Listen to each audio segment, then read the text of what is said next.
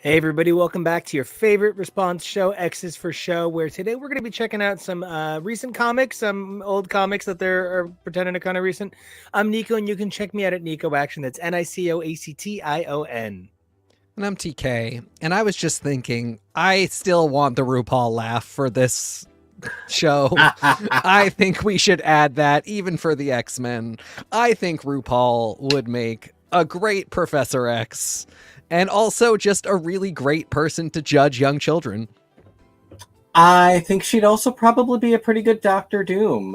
So I am your producer, Kevo, and I will definitely be cooking up something fun for our comics broadcasts when I can. But for now, I am in the corner watching you guys talk comics. What are we talking about today? Oh boy. Yeah. Things are kind of strange in the Marvel Universe right now. And by the Marvel Universe, I mean the giant publishing arm of Marvel. We've got some interesting things going on with the Ultimate Universe, with the X-Men, and none of it seems to exactly involve the Marvel Universe proper, but it doesn't seem to not. So we're going to be taking a look at Chronological, House of X, Powers of 10, Chronological Edition, number 1. We're going to be taking a look at, Fall of the Rise of the Tower of the Power, and then we're going to be taking a look at Falling Hour, Tower, Power, Mauer. I don't know. The nomenclature is getting abusive, and now we have X-Men Forever coming back into the situation, and I just want to be like, oh, okay, sure. I really just want one book called X-Men every month, and it's just like 180 pages, and whatever's in it is in it. I'm fine with it. I love that idea. Oh, me too. Right, it's my idea, so of course I'm fine with it. We're also going to be taking a look at Ultimate Invasion, Ultimate Universe, and Ultimate Spider-Man. Which is a little easier all around, which is sort of insane. It's sort of insane that that's the easier universe to be dealing with right now. But that's where we are. Well, and I mean, we, as always, love to open the big question. And for us today, the big question is, what do you look for in a rebooted title? And, it really depends on the nature of the reboot. Now, I'm not giving away any spoilers because not everybody had the 3 hours to plunk on it. But I finished Echo, and it is such a different version of Echo in so many ways. But of course, it's cross-medium. So, what does it do? It upholds who Maya Lopez should be. What doesn't it do? It does not give me verbatim the comics. So I guess that's what I look for in a rebooted title. Uphold what made the original true. Okay, you got two options. You can uphold what made the original true, but expand on it in cool ways, like Claremont did to the Stan Lee iteration of X-Men, and then Morrison did, and then Hickman did. Or you could pull a Gaiman and be like, I see you, Sandman. You're a creepy dude with sand powers and a girlfriend that lives in dream space with you. What if you were a freaky nightmare-esque god? Just totally different, but then it didn't pretend to be Wesley Dodds Sandman. So for me, that's it. Close, Glenn Close, but no cigar. Cigar. Or Nicole Scherzinger. It's got to be one or the other. It's either Glenn Close comes back or it's Nicole. But I guess I'm saying I don't ever need to see Bette Midler in the role. And I think that might be what doesn't work about Rise of Powers of X and Fall of House of X, is that they are trying to, they're not technically reboots, but they are kind of ending a time period, helping start the next one. And they are really trying to harken back to HoXPoX. Format is the same. We're doing House does some stuff, Powers does other stuff. Powers tends to be the alternate timelines book. But this is neither. This is kind of wanting to have your cake and eat it too. This is kind of, it's not an entirely rethought out version, but I don't know that it's really doing the same job of taking important elements and kind of spinning them via a new writer's kind of perspective. You know, I I want to bring up a controversial arc because it's important to do so, and I'm going to see if I can get Kevo an image for it really quickly. But it'll be on me if I can't get him one. One of the things that I'm really seeing with this era of X-Men is we're seeing a lot of phraseology like, look how we are moving toward the inevitable climax of this story. Look how we are moving toward what has always been what we've been building toward. And I actually kind of need to say, no, this is never what we've been building toward. I know that there's been a lot of discussion on and off in the last couple of years, but one of the things that we heard a lot about was that this iteration of Uncanny by Matthew Rosencanny as it was known, was not filler. We were promised that it was not filler. Turns out Age of X-Man and the Rosencanny, like it's the annual and then 11 through 22, all filler. House and Powers was supposed to start sooner, ran kind of late, and so they created a filler. And the reason that's important is because when John Hickman started House and Powers, he had a specific, vision in mind, but it became too popular. So they changed it completely and it kept going. Reminds me a lot of X-Men the 12. When this story first started, it was 12 mutants someday will be the 12 Omega mutants. And like at one point, Rusty and Skids are on this list. Yeah. And I mean, first of all, Rusty and Skids does actually kind of sound like something horrible to find in a soiled bag of laundry.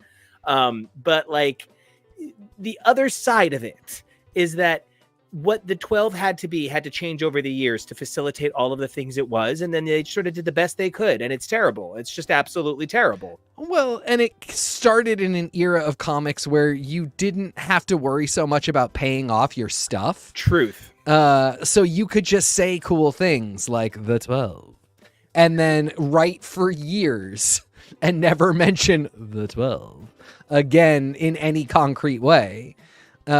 It's when people really started to have institutional memory of the books and to keep asking about stuff. And when, writers started to kind of run out of new stories to tell and wanted to pull on old ones. Well, so that even brings me to Chronological House and Powers. I have a lot of feelings about this. Like, I actually love this as a project. My whole thing is we should be doing playlist remixes of things. Mm-hmm. I should just be able to open a digital omnibus edition where everything is intermingled the best way it can be, where they are putting in like the Claremont pages of New Mutants against the pages of Uncanny X-Men they go in between, and you're creating the best flow chart you can, and you're creating this as a playlist, as an archivist, understanding the sanctity of this storytelling and that someday there can be a best version. Don't forget how many of the classic Disney pictures are re-edited 1,000 times, not just for unfortunate content, but because honest to God, you just don't need 2.5 minutes of slow panning the same grass. It's not today's animation standards where you have unbelievable dexterity of grass. A lot of these earliest issues that we sometimes talk about have some really stupid panel placement. And I'm not saying anything, but you could zoom that down a little bit. You could reorganize it. You could delete a couple of the proverbials out of Claremontisms. So this idea of going in and remixing a story is beautiful. But what it does highlight for me is it's sort of like Hickman came in and said, I've brought you an X-Men Celestial. Look at its beautiful body. Don't you love it? And Marvel was like, yes, but what if we took your Celestial and we cut it into a number of pieces and grew other parts of Celestials around it? We could have an entire army of partial Celestials. Don't you think that would be great? And Hickman was like, oh, God, this again. Okay, sure-ish. I'm in charge, though. I control the zombie horde. And then, the inevitable happened and stuff fell apart. But this really does help me point to the fact that the point of everything in HoXPoX has always been the Sinister Dominion. No, that is not the point of this HoXPoX. This is not the Sinister Dominion. This is at best Apocalypse is a mutant who also overly relied on technology, and that's the bridging gap between the two ideas. But this is not. The Sinister Dominion is everything. Why would you re-release this so close to the end? Yeah, I mean, this didn't do a ton for me. I'll be 100% honest. It might just be, people's brains work differently, and some people could not conceive of the flow of the timelines without seeing that set in order. This is not like I'm very four-dimensional, so I got it. Because I miss stuff all the time. I am not the best close reader. Like, this is not me in any way being like, I'm very sophisticated, so I got this. But the way my brain works, I was okay with the original presentation of House of X and Powers of 10, understanding what happened. And because they were kind of written to go with the original flow, this one actually, I feel like in a lot of ways I understood less, because I was diving into it without sort of the on-ramp, just going right into Moira's lives and kind of not getting what the point was, even though I, obviously it. But anyway, long and short of it being, I don't know that this helped me see anything better, except for the fact that I don't think Hickman thought that there was going to be a Sinister Dominion. I think he thought that it was going to be the Phalanx. I think that this was kind of bridging the gap of Generation X's Phalanx and the Technarchy, and a lot of ideas about machines and technology that had been brought up in the Marvel Universe, in X-Men books, just kind of throughout. I think he definitely had ideas about what a mistake it would be to bring Sinister on board.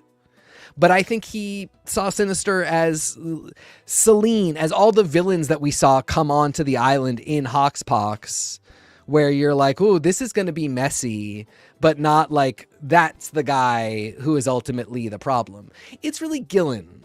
And we saw this. What? Yes. Well, that's the thing. Like, once we saw the writing on the wall, and this was the other thing, and I didn't, so I actually saved, and like I was going to provide Kevo with what wound up being like 97 images, because I went through and I downloaded all of the covers to all of the chronological HoXPoX era trades. Mm-hmm. So for the first time ever, Marvel did something they'd never done before.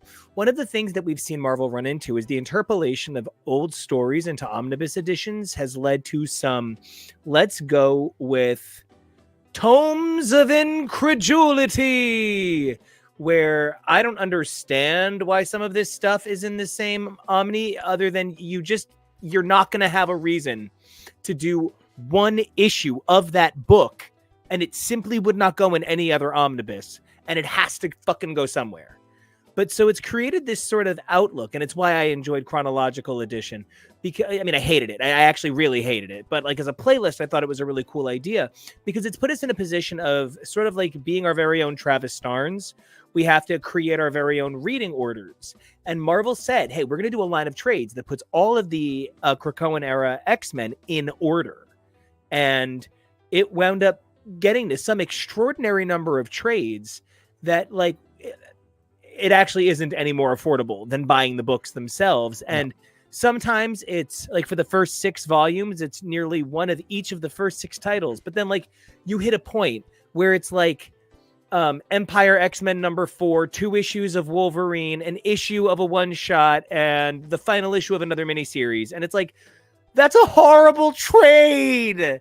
And I can really see where this presentation is that trade system's first issue, not the hardcover that's just oh so pretty.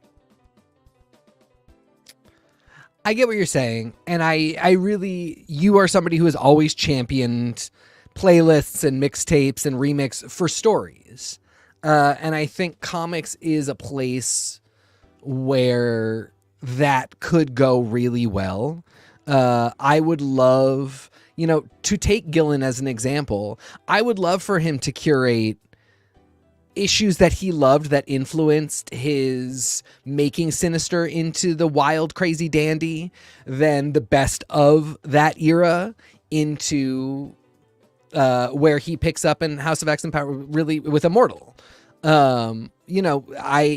are Fabian Nicieza, who did so much work in the early 90s. I would love for him to put together some definitive Juggernaut lists, and I'd love to be able to grab those on Marvel Unlimited.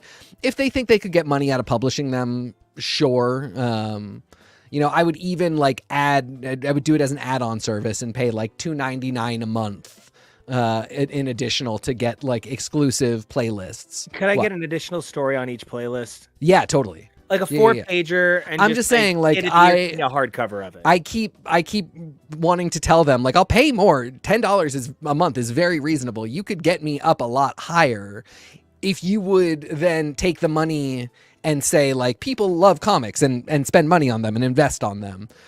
We just have trouble doing the single issues with the way things are happening right now.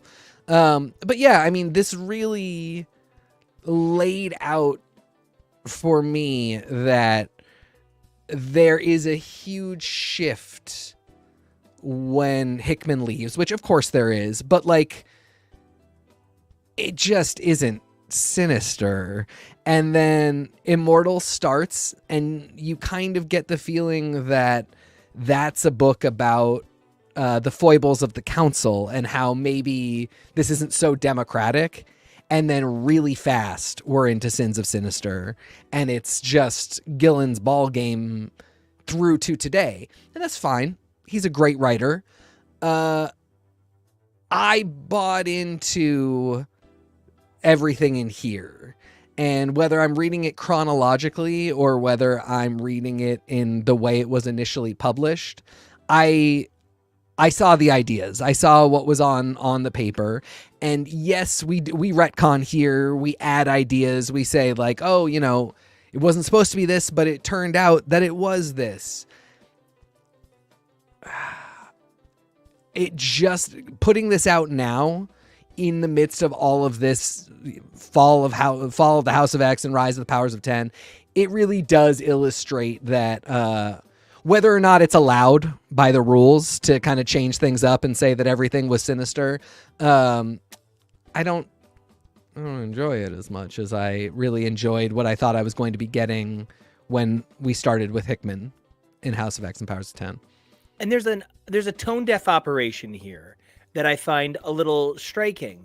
This volume represents a moment, and I'm thinking about my hardcover, right? And like, not to be all Gnostic pagan, let's go grab a copy of the Lesser Key of Solomon about it, but like, when you loan somebody a book that you put a lot of magical value on, like a book that you really connect with personally, my copies of the Invisibles, and then you get that copy back and you talk about it, well, I mean, and you hold the book together and you pour over the pages, it takes on a personal religious text. There becomes a sort of covenant of the sigil that this winds up representing between two entities.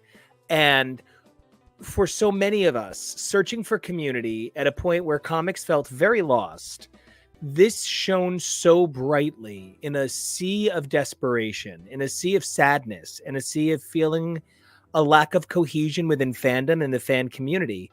And this eating the weekly nature of the event also does damage to the zeitgeist. I was thinking, so not to over personalize, but it's a personal show in many ways.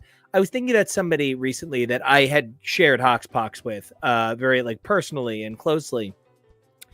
And it's so funny because like HoXPoX really represents a song by a guy named Matt Nathanson for me. And one of the things in that song is like, what I wear like church clothes, you wear like jewelry, and I'm dazzled by things. And like, it's like this idea that the trappings of something can become so much more important than the religion itself. Like, you should be attending church for the church. No, Allie, you're good. Allie asked if they missed out on Rot Hawks. Not at all. We're going to talk all about how rotted it is. I'm kidding. It's not rotted. I'm kidding. But like, we can forget about the fact that the religion is more important than the cerement really readily in situations like this. And I think there were a lot of people who came to HoXPoX because it was beautiful. And it was, wow, this is the X-Men I remembered from the animated series? Nah. And I wonder how many people shared this in a magical way, that this iteration, this chronological edition, whether it is the version they push or not, I wonder how much this breaks that magic for people.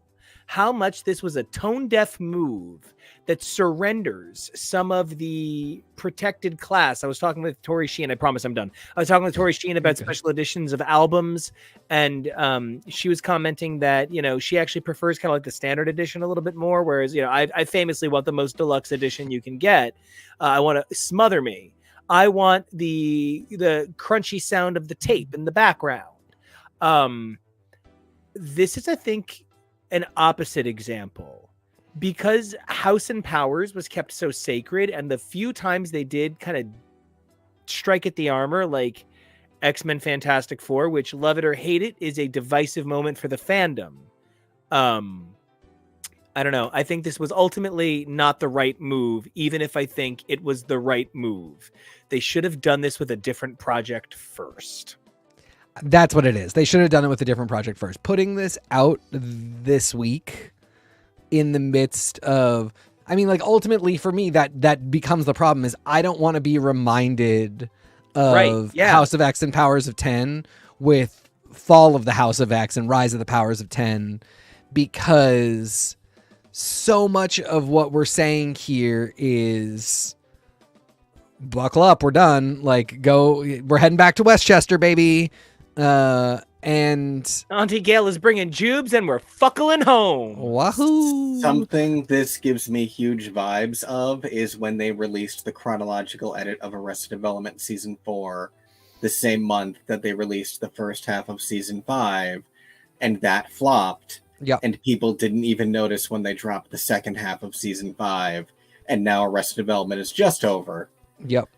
It's just an awkward thing to drop in people's laps at what is already clearly an awkward time. And that's an amazing example, because it's it shouldn't be that much worse. But there is, Season 4 isn't nearly as funny as the other seasons, but the way they produced it and aired it is the funniest version. There is a magic to the non-linearity. And when you take that away, when you realize that's maybe, and you scream at the top of your lungs, or the greatest moment in cinematic history, I have to get my shit together. It works because it's what it is, and it does not work in other forms. Right. And this isn't that bad. This is suffering from other problems, but it does take away a little bit of its magic. You know, the team, Hickman, other creators, and editorial wrote it the way they wrote it and published it the way they published it. That's the way we experienced it. It was good going into some of the stories without full knowledge of what was happening in the grander scheme of things. Piecing that together, that creates a holistic experience. Learning is so rarely linear. It is important to kind of pull anchor elements that can keep you strong in your understanding of a broader picture. So this isn't, you know, because a lot of us have read it, this isn't the worst thing. I would hate for this to be somebody's first experience of House of X and Powers of 10. But the bigger thing is doing it now, reading this the day before I read Rise of the Powers of 10 was just kind of like, oh, okay, well, I guess we're all unhappy. Well, and the reason I wound up spitting with laughter is because I was like, you know, Ali Galactic and you know, TK, the two of you talking at the same time created such it was an uncrustable of deliciousness, because, you know, it made it clear for me as well, you know, Ali, I agree that the chronological edition coming out where it did really kind of pointed to what's going on now is just kind of comic book nonsense. And one of the things that I think is very funny is if you take, say, the first episode of Golden Girls, and you take, say, the last episode of Golden Girls, and you say to somebody, you have 5 episodes, Bridget. You probably could. If you said to somebody, here's the first episode of Parks and Recreation, and here's the last episode, Bridget. Can I be honest? Some of the leaps you would have to make, not more ridiculous than the leaps they fucking made, right? Yeah. I don't think you can connect these two things. I do not think there is a rainbow bridge of Asgard large enough to connect these two things, because what's different is the spirit of what operates the machine that is HoXPoX is the spirit of John Hickman wanting to deform reality like he's some sort of endless running around the Marvel universe, just breaking everything. And then I don't want to say it this way because it makes it feel like I'm saying something about the creators, and I am not saying something about these creators, but it does feel to me at times like comics is an industry unlike any other, because you can't say, oh, I've noticed all of these interconnected Sondheim musicals. I'm just going to finish them for him. It's cool. And just keep writing Sondheim musicals for Sondheim. This actually kind of feels, in some ways, like Jordan D. White, Jerry Duggan, Ben Percy, who I think comes to work every day, but I don't know, they make him come to the meetings. And no, he's got like the ultimate cool kid senioritis where they're like, don't worry about Ben Percy. He'll turn in the assignments when he turns them in. And then hot muscle nerd, Kieran Gillen, whose brain is so jacked, it doesn't even fit in the room. They all go to these meetings and they're like, I think what we're doing is important to people because it's been important. So we need to keep it important.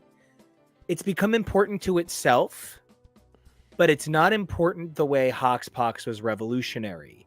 And I'm so sad because I guess this is why Jean Grey had to die.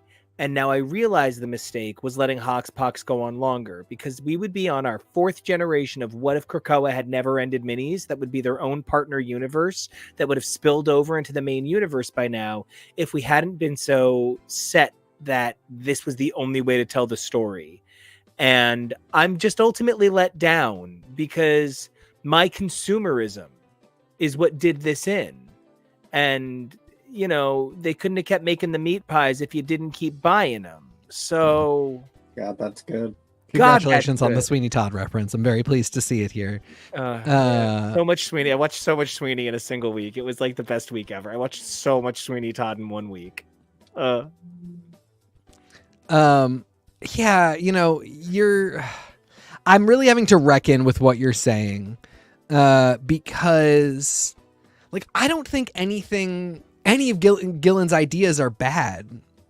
And I really love the idea of Sins of Sinister and the idea that Sinister would want in on the Dominion project.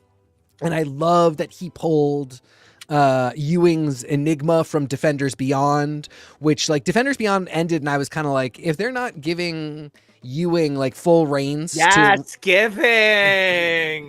giving Ewing, if he doesn't have full control to sort of do what Gods is supposed to be doing now, this beautiful writing that he did in Defenders Beyond just feels like a waste. I feel it's not being honored. And so to see Gillen pick up on those ideas and tie them into some of the cosmology that X-Men was establishing is very cool. But Hickman was giving me something else. And like, especially going into even Inferno, which I famously love that Inferno exists and loved it. Check. Do you mean Inferno or Inferno? No. Inferno, no. Okay. The Hickman's Inferno. I love that it exists. I think it is brilliantly written. I don't love that that's where he hops off. Where he HoXPoXes off. Right, exactly. But that establishing more ideas of machines as the third species, and then we just stopped talking about that at all until late stage Gillen post Sinister post Judgment Day, well into Fall of X, bringing in the Sinister Dominions. And now in this series, we're seeing, like, this is the first issue in a while. The machines are coming up and being like, Dominions, we want to be part of this. The Sinister Dominion exists. And it's just like, we waited all of this time to bring these ideas in, where I feel like they were integral since HoXPoX to Hickman's vision of how this would all play out. And I guess part of the point for me is that we've reached the time where, you know, I didn't care who picked up on a lot of Claremont's ideas. It didn't have to be Claremont.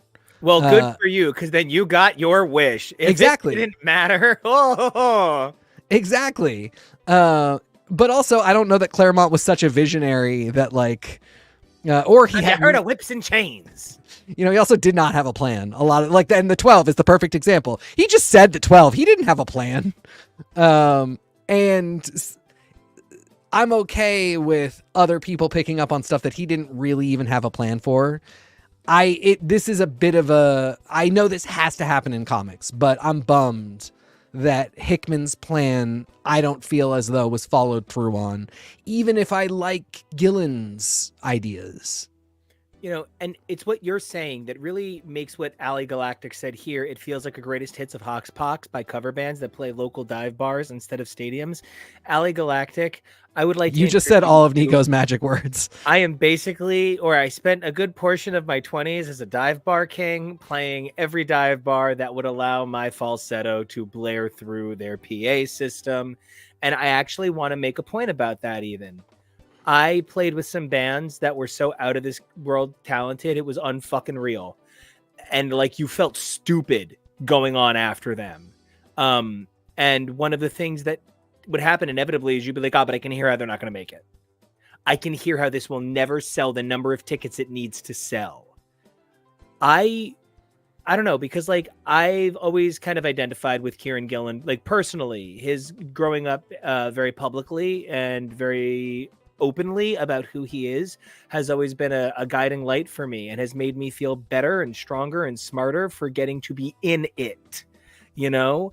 But one of the things that winds up happening here for me that breaks my heart is Kieran Gillen's work is the most creative output of any normal X-Men era you can imagine. But when you set it in this, I don't know, it's not that Gillen's ideas are small, it's that the stage they're trying to be this intimate on is too big. And this is why you don't play a Doll's House at MetLife Stadium.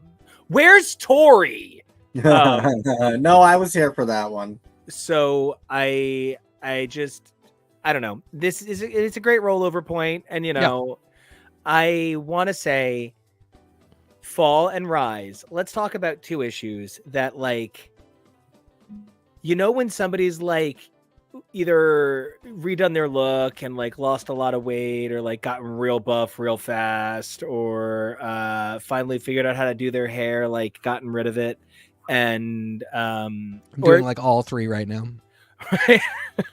Or like any version that you need to do to feel good, and you come out swinging looking so good, and then somebody asks the question, right, but I mean, are you sleeping? And you freeze and you try to keep looking strong, but everybody can see you're shaking. Fall and Rise are that shake for me. They are that unbelievably, but look how hard I'm trying. I just don't feel like you can cover the cracks. Jordan D. White's exit is painted all over these pages, and I can't miss it. And I feel like Ali Galactic, you are giving me the Cats 45-minute version in Vegas here, and it's perfect. Because memories. Even reading HoXPoX today, it makes me cry, pump my fist in the air, go, hell yes. But when I think about, you know, Fought Rot, I don't even know that I go neat. I think sometimes I go, okay, inevitable conclusion. If I describe your storytelling as inevitable conclusion, it doesn't follow the Moira reveal. Because that was not inevitable. No, that was, that was game changing. Never would have thought of it. Brilliant. I'll even be the sap and the more generous one and go like, no, there are moments where I was reading both and being like, this is really cool. This is really good. It's just There's good people on both sides. There's good people on both sides. That's exactly it, where I'm just like, fuck. Is it technically true? Sure, but I don't want to have to say it, and we shouldn't have to talk about it. The best example I can give or way I can say it is to point to the things that I was saying earlier, where when I was reading HoXPoX all the way through Inferno, I'm thinking to myself, this machine idea is really important. This is just as important as what's going on with mutants, and feels really relevant today because we are about to make intelligent machines, and we very well may come on to the point where machines are self-aware. And it's really important that we think about those ideas, and the idea that the machines would come to hate organic beings the way that mutants kind of hate humanity for just being so terrible to them all the time. That's so important. And then Inferno ends and we do a ton of other stuff. And Orcus becomes a thing, and we all, dramatic irony, we know that Hickman said that machines were in the background doing stuff, but we get to deal with Dr. Stasis and, you know, all of these weird racists, fascism metaphors, and that's all fine, whatever. But then we get to today, and all of a sudden we're getting Karima and Nimrod and Moira talking about machine ascendancy again. But now, rather than feeling like a third leg in the tripod of humanity, mutants, and machines, and how can living beings coexist, it feels like, don't worry, I didn't forget about this plot point. When it was so much more than a plot point to me when it was introduced. And using it as a plot point to get us to the end doesn't do anything for me, especially when it just feels like all Gillen wants to do is Sinister and Phoenix. Two great things, but not where we started out and not organically where we were driving towards at any point. And, you know, it's really great that you brought up Inferno in this regard. And Kevo, I love that you have this Powers of 10 cover up. Something that I realized in the course of reading this HoXPoX Chronological, I guess Moira sucks in more lives than she doesn't. Yes. Yes, Moira actually default sucks. Yeah, and even in the lives where she is good, it's kind of begrudging. It's kind of wait and see. Like, where good things happen, the one where they're on the moon, it's just because after trying a bunch of terrible things, she's stuck with Charles. And then immediately when that fails, she's like, I'll go to Magneto and we'll be violent. And when that doesn't work, she goes to Apocalypse and gets more violent. And then she becomes an assassin and kills all the trash, which actually isn't the worst, but it's not good. Yeah. Well, and so something it made me realize is what Inferno represents, right? So when I was a senior in high school, I promise relevant 20 years ago, but I swear to God, it's important. My school let me put on a musical, and I made it about super gay stuff, and got my school to let me perform my super gay musical at 18. Sure, why not? Let's all let Britta perform her awkward Weird song. play. Yeah. I love that we said different things. Are you using my name to mean made a weird musical? So one of the things that leads to is I think back on what 18-year-old Nico did, and I think about where 18-year-old Nico didn't pull his punches. And I liken it to kind of how Ben Percy flexed all over Lives and Death of Wolverine. Because that's really what took the ideas in Inferno. Because, like, Inferno 1 through 3, you can redeem Moira. She could have had a really crazy secret plan all along. Inferno 4 is, oh shit, Moira... Oh, Lisa done burned the house down. It's Moira and the bathtub and the sneakers. And real quick, I just want to... Allie says, I always liken Moira to those cis-passing right-wing trans women who grift for Republicans. She's fine being who she is because she can pass, but she has deep-seated hatred of being a mutant. I hate when we read Inferno on the show, I cried. I could not get through episodes of the show because having had self-loathing as a homosexual, I saw the metaphor there too. And I would even argue with you, in 4, it is the darkest moment of the soul of a self-hating mutant. But if the story had gone in a different direction, it could have really been other mutants and friends intervening with somebody who has gone so deep in the hole of self-loathing, they almost can't come out. It's when we get into... Banshee. That doesn't happen until Lives and Deaths. That's when it gets really bad. Oh, yep. Okay. Yep. Yeah. So, okay. Yeah. You are absolutely right insofar as like 4 ends and she's in a horrible place and it's a coin toss whether you get her back or not. They did not go the get her back direction. In fact, they made her so much worse that she is irredeemable. I wouldn't want somebody after X Lives and X Deaths to have written the story of her coming back to the fold. You know, and it's not like I would trade in these memories, but it is something that occasionally helps me remember that what I'm talking about is something that I don't control. Not even I don't own, not is something that belongs to a shared, I don't even care about Disney owning it right now. I mean, Disney's going to do where the money is. So, end of the day, if people are not looking to keep spending their money on Krakoa, must be something they're seeing somewhere. There must be some long-term plan.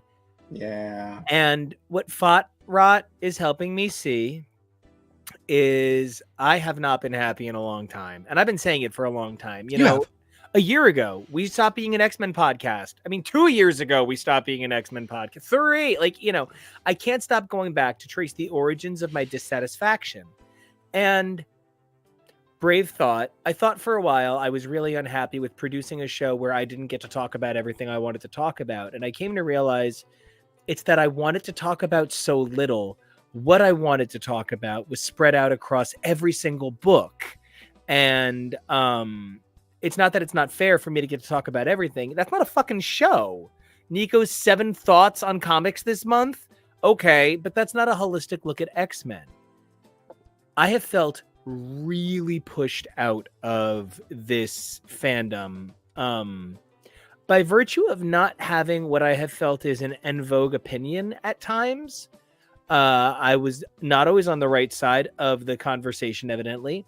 But it ultimately turned out I kind of was. And it's not that I, not on a political matter, that's a different thing. But I mean, people liking or not liking something. I liked the wrong things, I don't know. Sorry, I don't want to cut you off. No, I feel like what I'm really remembering as HoXPoX is, republished and as the Krakoan era is coming to an end is we all loved what we loved early on, but it was clearly not all the same kind of love for the same thing. And we all got to love it in unique ways. And that sort of shared deformity just changes the way a thing progresses. And, I love to bring up the fact that you do not love X-Men, the animated series, even though it gets you in trouble whenever I say it. Yeah. But I mean, you're right. It's not good. And that's you and I fall on interesting parts of the spectrum where you never really liked it. It was never really important to you and you don't like it now and you're not interested in covering it and you're not interested in covering the books about it. And I think that's fine and great. I've asked you about it twice. Both times you said it's not really for me. And that has been the end of the discussion. My God, what a nice presentation. Sure. Thank you. No, well, that is what happened. I go on a diatribe about how I hate there was a diatribe the first time where you thought I was going to get upset because other people got upset. But the thing is, I liked it. It was important for me. I like a lot of foods that people don't like. And it would be insane if I was like, you have to like the food that I like. Nobody has to like the comics that I like. Durian fruit salad with me. Nobody has to like the comics I like. Nobody has to like any of the same stuff. So you very clearly, what was good about this for you died pretty early. Something you said is like after X of Swords, it was not really all there for you. I went longer. I went up into Inferno, and as we just talked about, X Lives, Next Deaths really killed me. But then, like, New Mutants for me was still really good at that point. And Captain Britain, Betsy Braddock, all of those stories were Knights of X, Way of X. Ty Spurrier. Yep. Even parts of Immortal before it turned into the Sins of Sinister show. All of that was really good to me, but I could really see that something was changing. I mean, something changed immediately with X Lives Next Death, and it was a problem for me. And I think my partner, Jacob, who is a contributor on the show sometimes, went a lot further than that, even being really positive on things and kind of saying, like, no, these are great writers. This is all good stuff. Comics changes the way it changes. So, like, people have different phases of where this worked for them and where it didn't. And nobody's wrong or right. But there is the matter of when things started to change. And I think what gets weird is fandom is like, no, this was paradise the whole time. This was all, nothing changed besides the writers. Like, all these creators are great, and therefore this was just strong the whole time, and it was all, one great big project. And no, it's like 12 different projects bouncing around in weird ways and hitting each other in weird ways. And sometimes that just doesn't work for the individual reader. How gay sassy can I get? As gay sassy as you want. This is the fall of X. We're done. Let's get gay sassy for a second. Here's why everyone is wrong about Barbra Streisand and Hello Dolly. So Dolly says she was married to her husband for many years and has been single for many years, right? We wind up in a situation where how is 27-year-old Barbra Streisand playing a woman with 40 years of life experience? Yep. And they make no attempt to cover up the fact that she's a fucking child in the film. And they pair her up with old men. Yeah. And it becomes creepy lascivious. It's not sexy and it's not cute. And nothing is better than seeing a woman with true years on her age playing Dolly. And it's different. Now, don't get me wrong. I understand that I am in the minority. I like Barbra Streisand fine, but I don't think that she is the definitive vocalist of her generation, right?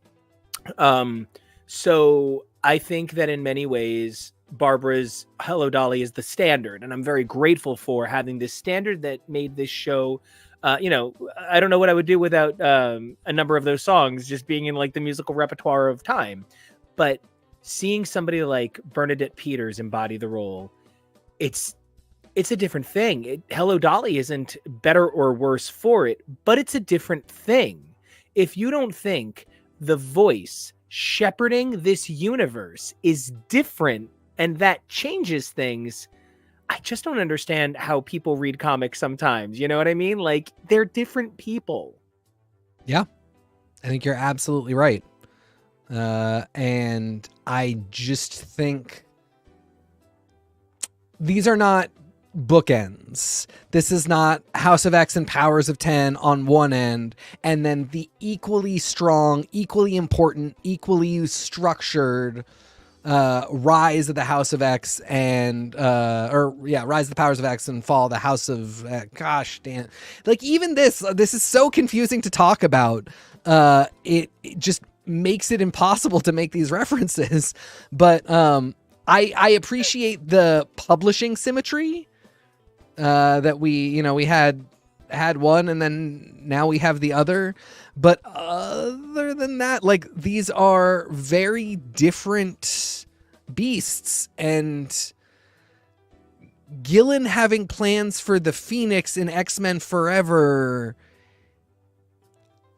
I don't know. Maybe it's that we just have so little information about what's coming in From the Ashes. Maybe if we knew as much as we knew about what was coming after House of X and Powers of 10, we would all feel like, oh, well, this is, the same kind of lead in to the next era that HoXPoX was. But for now, and that brings us into another whole other like set of problems, which is this just insane schedule of previews and look forward to the announcement in 4 months for the book that's coming out in 1 year. We forgot about the book. We're not doing it anymore. We forgot to tell you.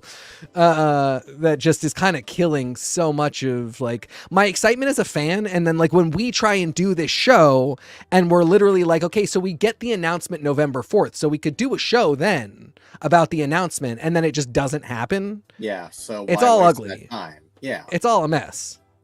Not to set myself on fire and throw the Dude, match it's fun. for myself, but the thing that I want to kind of liken this to is once upon a time, there was a guy who was just a really good guitarist and a vocalist with some pitch problems named John Mayer. And John Mayer lured some of us in with his dulcet tones and unbelievable guitar smithing.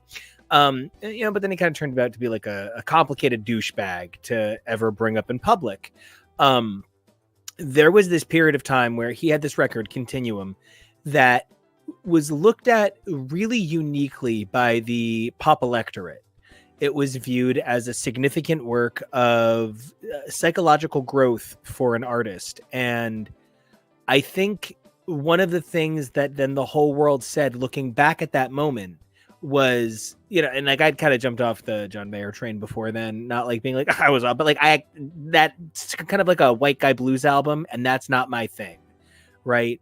So all you've missed, TK, is I gave a brief history of who John Mayer is, and that while I was very happy for the entire universe, thinking of Continuum as an adult's record, this point of change for a child artist, it actually wasn't for me. I don't do white guy blues records. And so I had jumped off the train the previous record. But then when the next album came out, everybody pointed at it and said, oh, this is just a pop album, though, so it's not the same. It isn't that Fleetwood Mac's follow-up to Rumors wasn't significant. It's that everybody said it's not the same. It's not that Wraparound Joy isn't as good as Tapestry. It's that everybody had checked out on Carole King, except for Jazzman. And so I think what I'm trying to say is no matter what follows HoXPoX, we're going to look at it like not Heavier Things. What's the Battle Studies by John Mayer? We're going to look at it like Wraparound Joy. So we're automatically going to consider this next era kind of like a reset era, which is the same uphill battle that Salad and Ahmed is fighting over on Daredevil, where nobody's really taking it seriously as the next big movement of the Matt Murdock chronology. Because how do you follow the Zdarsky era so fluidly? It just automatically pairs in comparison to what was a critical darling. And again, I think it doesn't help that we just don't know what's coming. We know that we're getting a Gail Simone written Free Comic Book Day preview, which I am stoked about. Jubilee, The Mansion, Gail Simone, that is like a 3 for 3 of the best possible things you could say to me. If that's a preview for the future, that's great. And if Gail Simone is getting a big chunk of this, I'm very happy. Gail Simone is somebody who I would never put Gail Simone in the position, if I could speak to her, of being like, but don't you wish you were writing on Krakoa? But I would like Gail Simone to be writing on Krakoa. Yeah. If I'm getting her back in Westchester or whatever, that's fine. This is all what happens. You said it earlier, like Disney goes where the money is. We don't know. We're not sitting here trying to be like, this company is very clearly making a poor financial decision and we know that and they're wrong. What success has the Disney company ever had that we don't know better than they do what to do with their money-making properties? That can be true. They can know exactly what they're doing to maximize success, and it can still be rough on a certain sect of fandom and certain sect of people's expectations. But either way, the reckoning that we need to have with this previews cycle is such a huge part of this for me. And I'm also very at a place where I've grown resistant to the nature of the speed of comics. Yeah. Not just the preview cycle, but now Kamala Khan is Captain Krakoa and Shadow Cat is now Shadow Tiger. and the four Sinisters that I just got used to all being four Sinisters a couple of months ago now have all been deposed because there's a fifth Sinister. And I'm not trying to be like a dick, but is he the white hot Sinister of the deck or something? Like, it is just hit a point where the cycle of reveals to try and outpitch the covers, the solicits, the news releases, the YouTube trailers, it's getting to be a lot. Yeah, and actually I'm really glad that you brought up those things because they are part of what doesn't hit about the issue for me. We saw, again, this is the bookend thing. HoXPoX comes out, or Powers of X comes out, and we get this North Star Magneto in the distant future that's a dude, but he's in the green of Lorna Dane. We get Krakoa that seems like it's maybe Doug fused with Krakoa. There's a Zorn and a Logan, and we're like, wow, what a crazy future where we have these things. I think you mean Jean Grey, right? Aren't all Zorns just Jean Grey now? I mean, realistically, yes. To go into this book and be like, so we have a Kamala Khan in a Captain Krakoa suit. Not the Nazi. Not the Nazi, right. An Iron Man that's got some leaves in his pits. Shadow Tiger is where I was really like, really, this is how we do look how badass things have become. It's not a cat anymore, it's a tiger, and she's a little bit apocalypse. It ate the death seed. And then Wolverine's just always Wolverine. It doesn't matter what happens, it's just Wolverine. I have death reticulitis, so I can't have seeds. They get caught. You gotta look out. That really hit with some like, this is how we're doing this. This is how we show that we are equally badass. We are in an equally badass future with Shadow Tiger. But there's kids who think that Helena is metal, and for them, I know.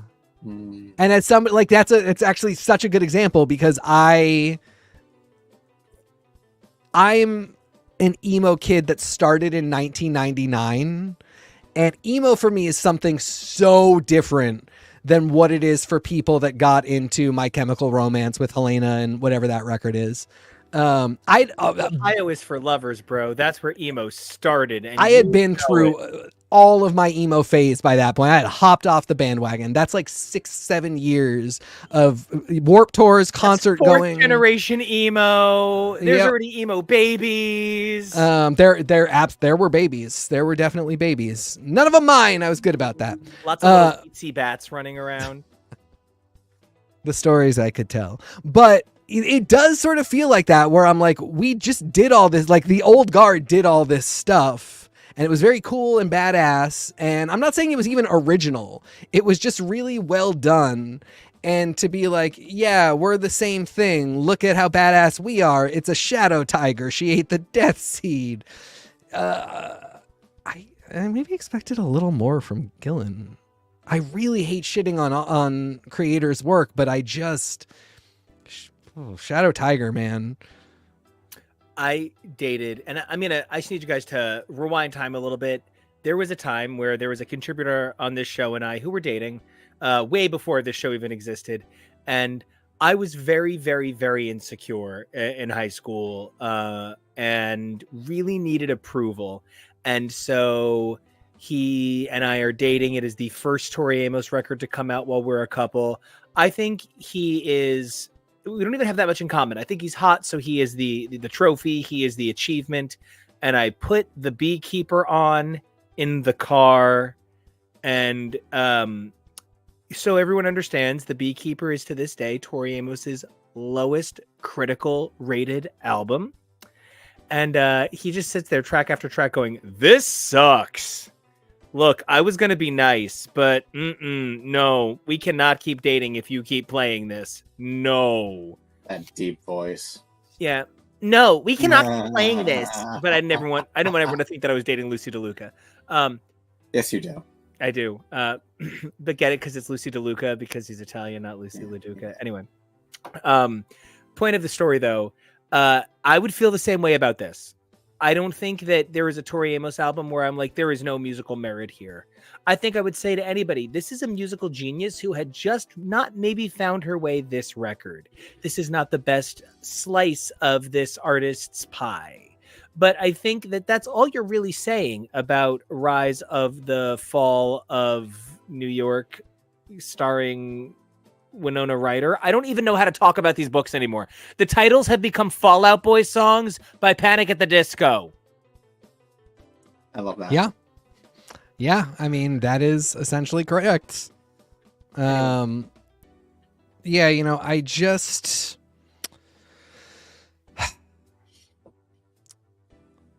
Like I said, I really do like the ideas. If we had gotten a chance to talk about Dominions more and to talk about the Phalanx and machine empires and machine supremacy, and then maybe from there talked about how Enigma wanted the same things, and because it just, I don't know, this is just I'll ramble too much, but this just didn't. All this feels like this is doing is ending because they want it to, not because we're at a good logical place, not because there is something profound to be said. It just feels like somebody is saying it's time to get off the ride. So we're just stopping it now, and you got to climb out however you can. You know, it's something that I sometimes lament. You know, TK became, you know, I don't even know how to explain the light in my life that you are. And it's through this show. Like, I talk to you the most of any human being that I have to message. I just, everybody else in my life, I just kind of walk into the next room and go, excuse me, hello, I need your attention. But I stalk you from a distance. You know, the level of family that this comic afforded me over the last 10 years. And I'm saying 10 years because, like, you know, X-Men is like a bigger picture, a bigger cycle than just the, you know, House and Powers era. But I mean, I wouldn't have you. And you're like, yeah, you are my family. You know, you are my partner. I love you so much, and I would be lost without you. And I wouldn't have you if it weren't for Krakoa. But at the same time, I wonder how much we let Krakoan tattoos dictate our decisions about what made X-Men good for a while. And I didn't mean to get emotional, but when I read Chronological Edition House and Powers, I then immediately started looking up everyone who's ever been on the show, just to kind of like know what's going on with everybody. And I can't tell you how many of our former contributors don't post anything about X-Men on their socials, let alone comics. And I can't tell you how many, like, you know, I think about how super cool, super awesome, super hot contributor Arturo, in the middle of the decline of HoXPoX, became like a super cool lightsaber boy. And like how awesome that was for him, and getting to see him experience other sides of his fandom was really cool. But, you know, some avuncular part of me felt very connected to this work and the way that I brought people to podcasting to talk about this work who had never podcasted before. And, you know, people who, it's going to sound so dumb, but like didn't uphold their responsibilities on this show, who ultimately wound up not being my friends anymore as a result, because, you know, they felt embarrassed or ashamed because they, you know, you were never my friend because of the comics. And so like that there are people that like I lost touch with because they lost touch with this. It's a complicated ecosystem of conversation. And, you know, Allie, seeing that you've also made so many friends and met so many people through X Twitter during the Krakoan era, it's just a complicated conversation. And I think we will be better off for it being over, because like Sean Colvin said, a legend's not a legend until it ends. And once it's over, we can all talk about how great it was and what could have been. But if it keeps going and getting less good, it's just going to be overshot at some point. I get you. I just wish that staying on the island had lasted a little bit longer. I wish, because it always did feel like, how are we getting to the end of this? And I would have there were really a lot of times where it was just like, Utopia is not ending, guys. Like, sit tight. We are sitting on this little fucking rock for 3 or 4 years at minimum, and we're not getting off. Nobody's trying to figure out how to get off of Utopia. Like, that's not, we're stuck here, baby. And it just felt like this whole time it was like, okay, but how is this going to end? And to what you're saying, like, this was so important to, Krakoa was just such a bastion of light for the LGBTQIA plus community, because I think ultimately the thing that I always talk about is we all wonder what it would be like if we could all just make our own nation and keep each other safe. And this is that fantasy lived. And I do think around the time that, of X Lives Next Death, it stopped being about that so much and started being about so many other things for other people. And while I do think at this point now it is definitely better just to be done and go on to the next thing, I do think the power of exploring what a minority community does in a world where they are their own nation. I think that was a decade plus of storytelling in which, you can always put them in peril, but you're not so quickly looking for the exit because you're trying to figure out how this goes to the next thing that's going to look good for toy sales, for MCU synergy, for all of that stuff. And so I agree with your point that, like, it's time to move on so we can look at this fondly. I wish it was not time to move on. Just seeing that there's amazing writing out there from contributors like Ali Galactic that we can check out, definitely do yourself a favor and find Ali's essay on WWAC and give it a little read. One of the things that I think is so important about saying an emotional goodbye to comics in a positive way, comics grow me up, man. When I'm a big dumb baby about stuff, or I get in my head, or I spent a good portion of my late 20s trying to be illogically fit, even though that is not what is best for my body. I kind of had like comic books to be like, even Superman needs a break, bro. When I thought that I was a bad person for not being able to teach every single kid in a room full of students, I had comic books where even Xavier, that half person, was like, okay, some students you're not the teacher for. That doesn't make you a bad teacher. It means you're not the teacher for them. Comics helped me grow up. So seeing a comic book that I feel like I kind of need to help them grow up, I kind of need to be like, guys, okay, put it down. It's tough, but it's definitely not. It's not the hardest thing I've ever done or anything. So I just don't want to make it seem like it's so emotional. I think the emotion all comes in thinking about the people that we've gathered along the way. Like John Hickman, who we're not done with because we're hopping over to the Ultimate Universe, where John Hickman is still doing literally exactly the same thing, creating councils and timelines and building universes inside of universes. And it's just basically, what if he did Krakoa for all of Marvel? Let's get to it. All right. I read Ultimate Invasion under ultimate duress. I did not want to read this. I still don't think I wanted to read it. I read it. I liked it a lot. I think, though, it suffers from what I'm going to call one of the worst Hickmanisms ever, which is if you don't have somebody explaining what Hickman says happened in the book open, you probably aren't sure actually what's happened, and you should go find that. Because you're going to make assumptions about things that happened, and you're wrong. He's actually referencing something you don't remember because you didn't read it 7 years ago when he wrote it. So this is one that I would love an annotation guide on, because this is a best parts version, not an actual miniseries. But I really enjoyed the best parts version I got here, all said and done. I feel differently about this book, this Ultimate Invasion through Ultimate Universe. I feel differently about this start than I did before Spider-Man came out. Spider-Man helped to solidify a lot of what I think is positive about this.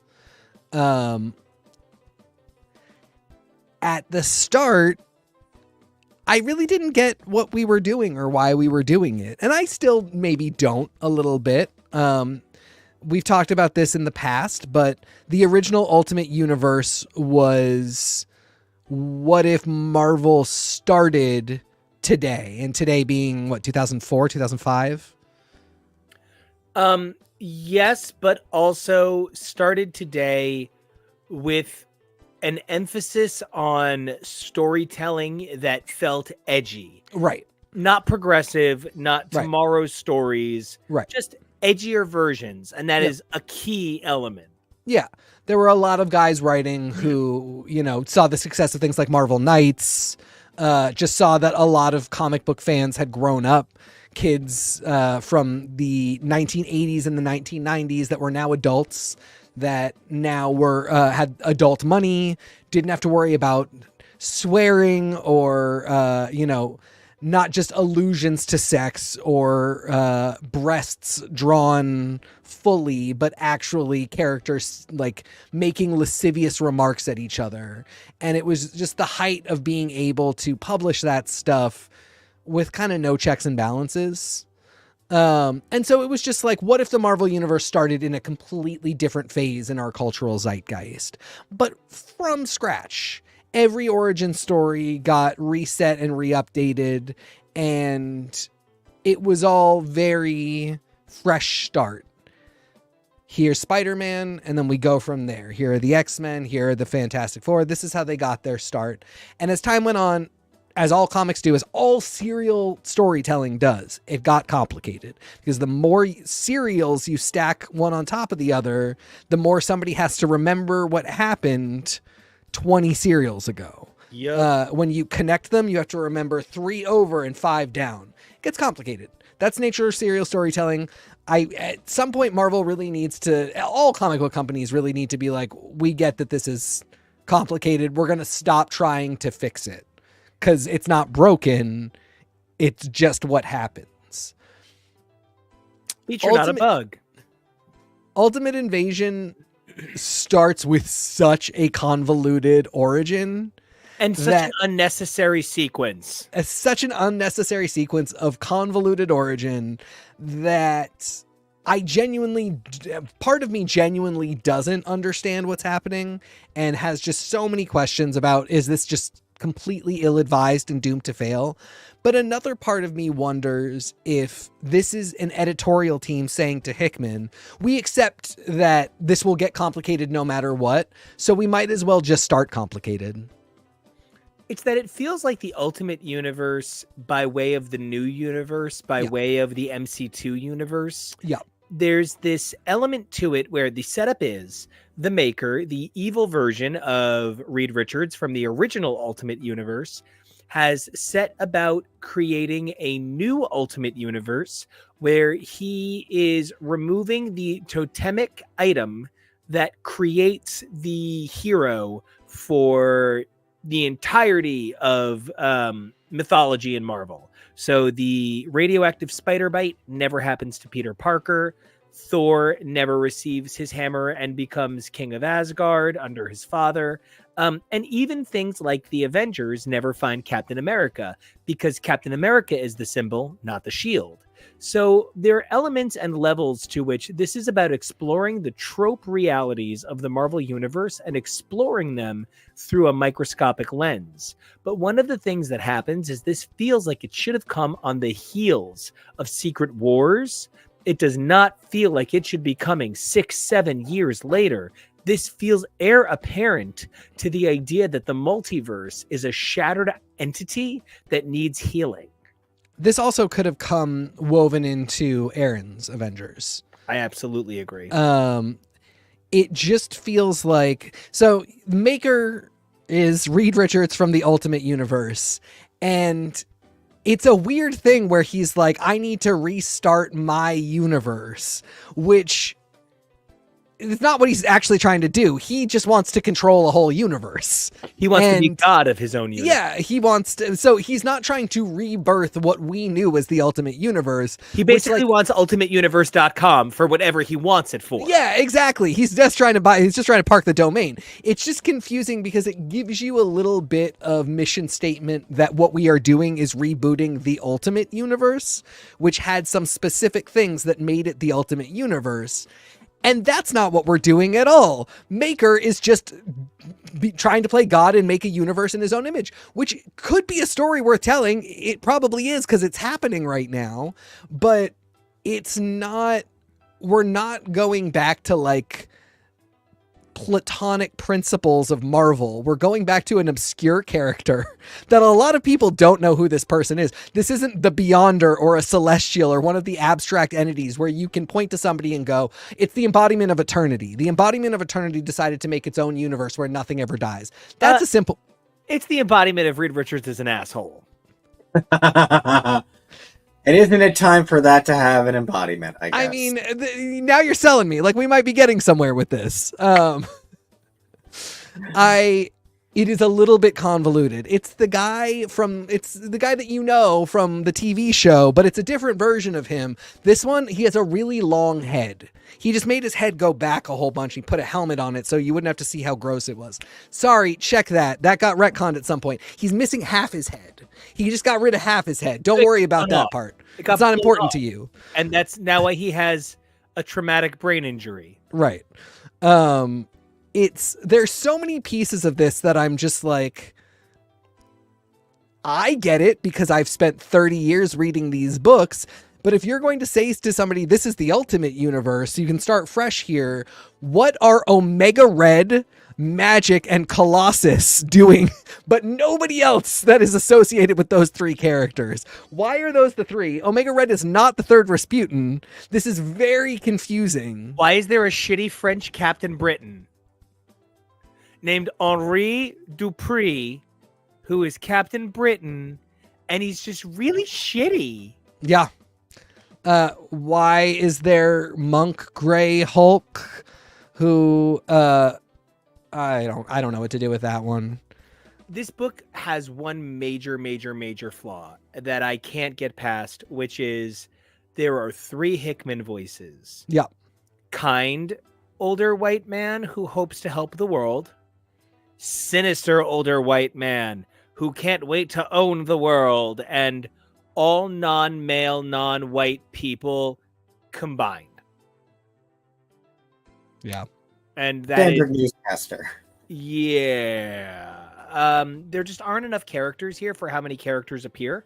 Yeah. And that is occasionally really frustrating. There is not a whole lot of voice difference between Grey Hulk and, say, Howard Stark, who, one of the big things here is because of everything Maker is doing, trying to build a universe, he steals some very important artifacts from the 616 universe, goes over to the Ultimate Universe with like a Krakoan gateway and magical stuff from the Sanctum Sanctorum, and blows a hole through reality, finds himself over in the Ultimate Universe, and restarts things multiple times, and figures out that what he needs to do is steal those totems.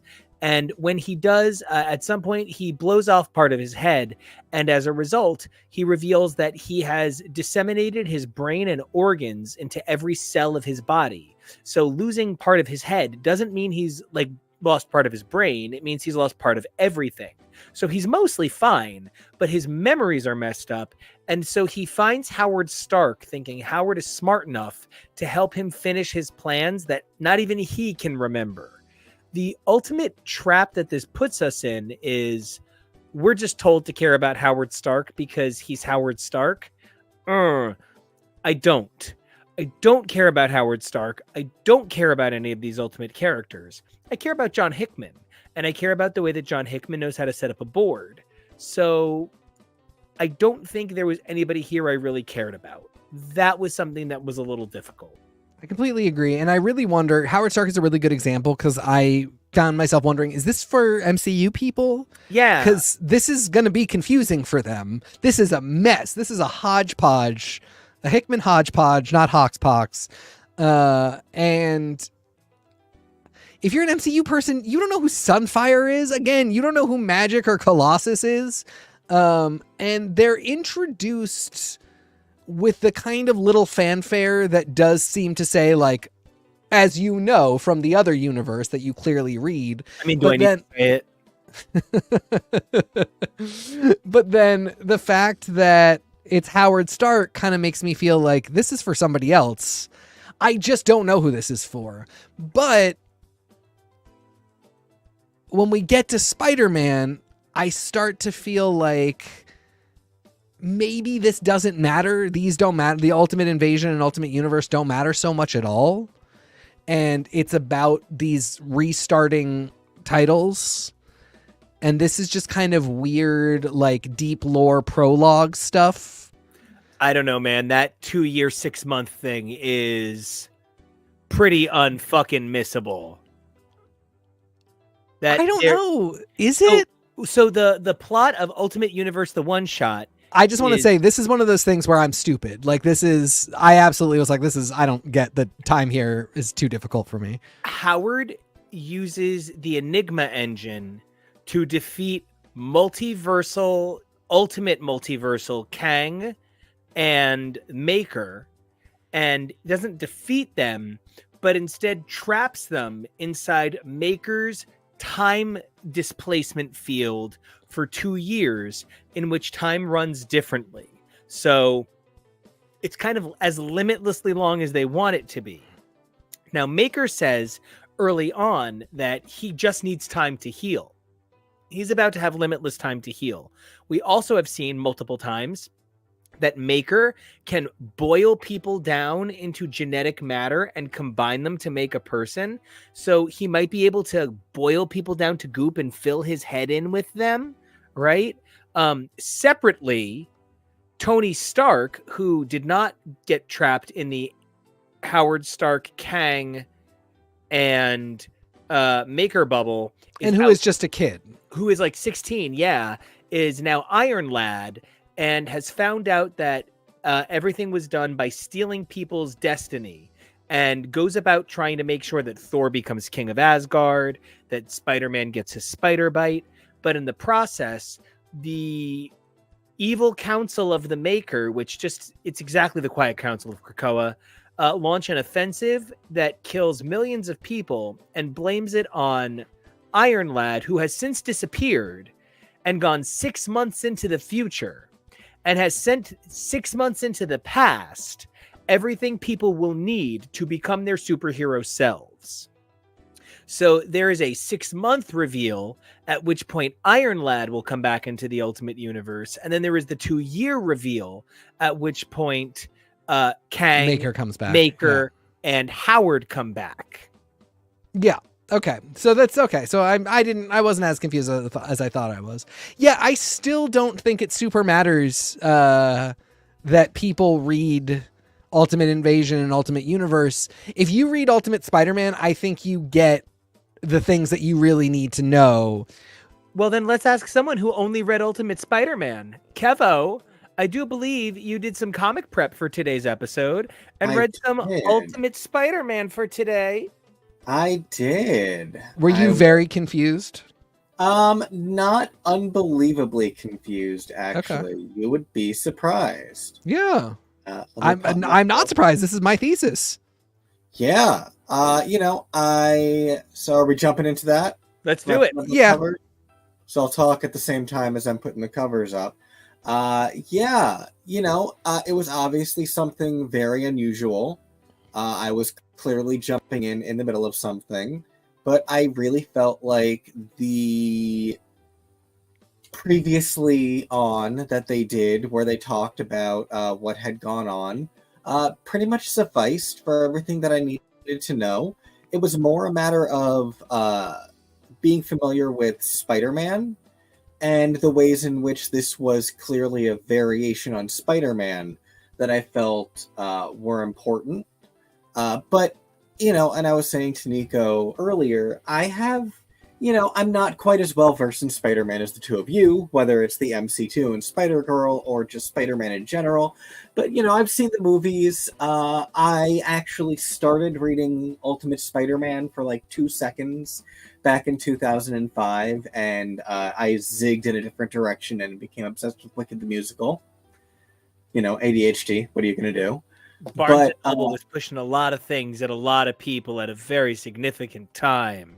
It was, and bless you for knowing Barnes & Noble. But yeah, so I had read the first volume or so of Ultimate Spider-Man, and so I very much remember that. And so I kind of get the general vibe of what Ultimate goes for. And this being a alternate take on Spider-Man and viewing him through a different lens definitely caught my attention right away. Real talk, though, did you care at all? I mean, define care. Like, did anything about this interest you beyond... If we never mention this again, would you be like, oh man, I want to read Ultimate Spider-Man? A little bit. Okay. At least insofar as... I'll pop myself down here. At least insofar as I am curious to see what comes next, because this first issue didn't really give a ton. It gave a lot of introduction, and the world that it's set up, I definitely am interested to know what is going to happen at the end of it, where, spoiler, we are going to see what happens when this Peter puts on the suit. And so I would like to see what comes next. It might suck, though. To be blunt, you never know with something like this, especially when you hand destiny to a middle-aged character who is defeated by life. Is this going to be an uplifting story? Is this going to be downbeat? As we often say, the Ultimate Universe could be at times. I'm hoping it can be something more uplifting, and that would be really fun to see. One of the things that I did think that was a little bit of a bummer is I kind of wish he hadn't just given him the spider. I wish he had given him a symbiote-infused spider, or some sort of like a web of destiny and life totemic. You want it to be a totally different... Yeah, because to say it's different but exactly the same but different, but it's the same but different. I've been hearing same but different my whole life, and I would really love something that's actually the same but different. And so far, this just seems like different but the same. And that's not the end of the world, but the big changes from this issue all unfortunately felt a little retread. I loved seeing a politically motivated Fisk. Oh, shit. Well, Mayor Fisk. I loved seeing Priest Daredevil. But of course, Father Murdoch is running around the pages of Saladin Ahmed's Daredevil right now. So it's kind of like, what's the point if it's already happening? And like, not for nothing, but I already had a banging MILF Mary Jane running around in multiple other universes, like Renew Your Vows and the MC2. So it's not that I didn't love seeing Marco Cicchetto do Mary Jane, the very, very, very good justice, good that he did her here, because often she just looks like a sex toy, and she looked like a beautiful woman here. But I didn't feel like this gave me anything new. Well, I loved the 42 pages I got. It did give you Richard. We've never had Richard. No, I have. Oh, old boy. I'm like, no, I've had Uncle Ben. Oh, right. No, you're saying Richard. I even commented that I like that Peter doesn't know how to talk to his teenage son, because he isn't like, I hate this kid. He's just like, you're fucking weird, man. And that's because Pete grew up a Halo boy and doesn't know what to do with his Minecraft son. And that's awesome. Yeah. But Kevo, you said something really great. There is something about men love to write that men don't know how to talk to men in a way that is actually not indicative of how men talk to men. Yep. Or maybe sometimes is in a way that is frustrating, because like, if you can write it down, you can be better, and maybe you can portray a father doing a little bit better. Like, it's not that he called Richard weird, but he could have been like, that's cool though. Carry it across the finish line of being a little bit more supportive.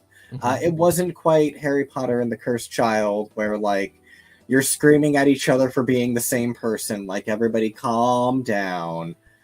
It was an interesting portrayal. It's fascinating to me that this doesn't seem to be a character that either of you are relating back to anything you've seen in Spider-Verse before. Well, he's not Benji. He's not MC2 Spider-Man's son, who is the younger of the two. It's weird that she's May. There's Mays, but yeah, she might not even be a May we know. Yeah, I mean, she really does not feel like May.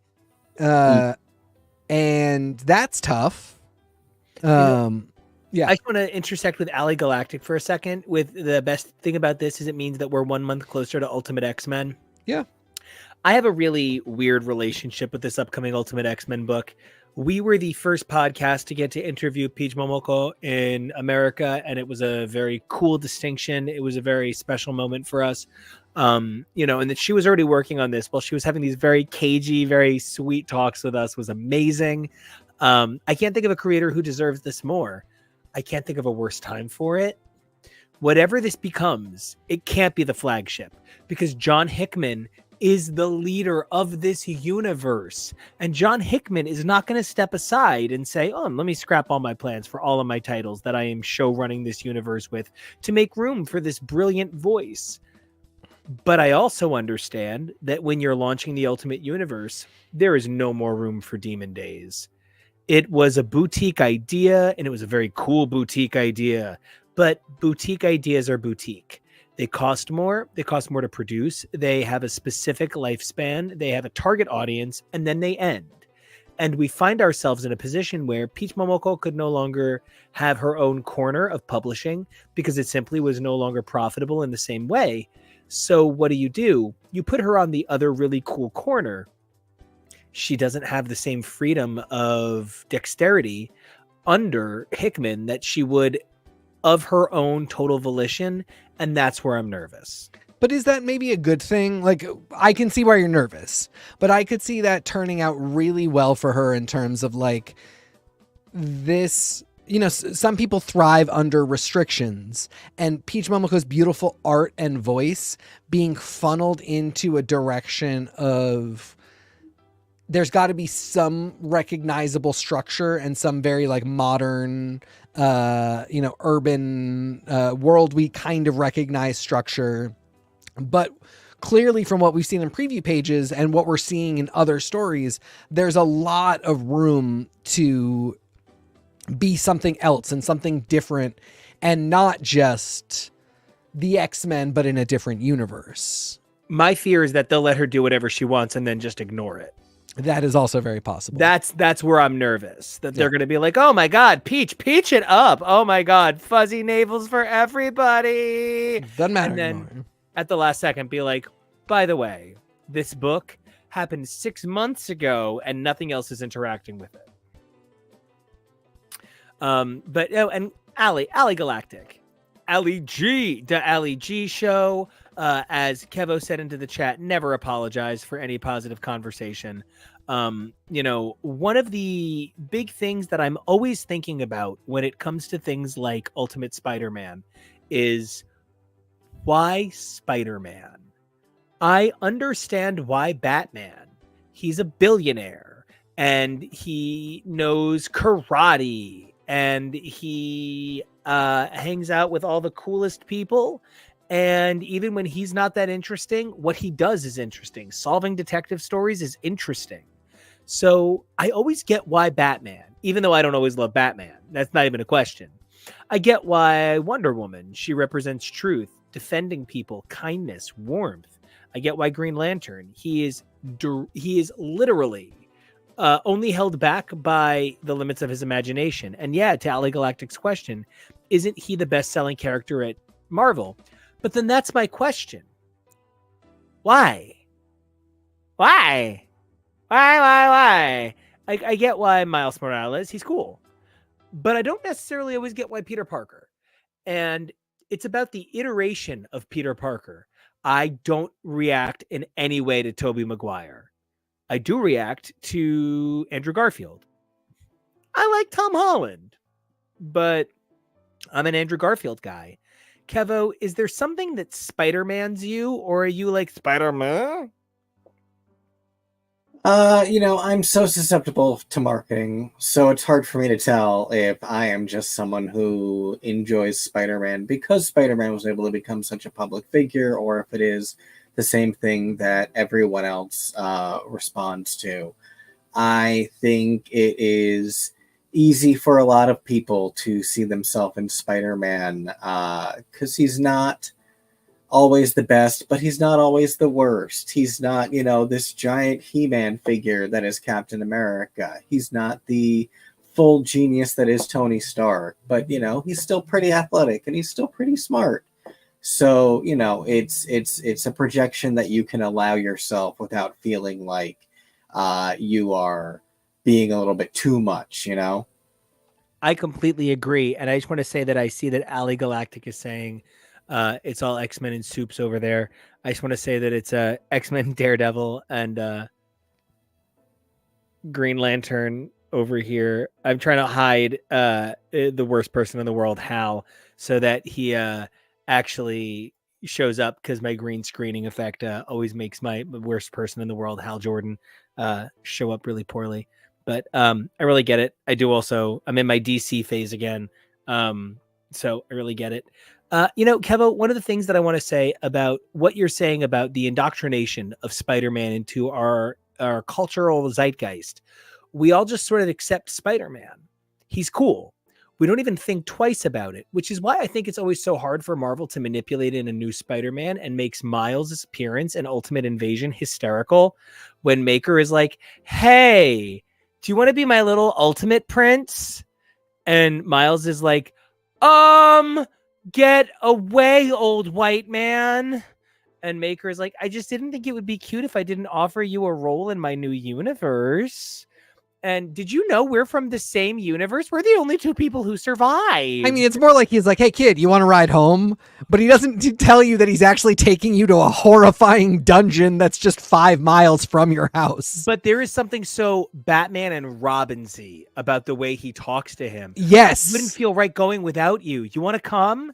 And I wish he'd taken him up on it. I'm glad he didn't, insofar as like Miles belongs to the flagship Marvel universe now and should always. Okay, but legit, how fun was it him being like, you're demented?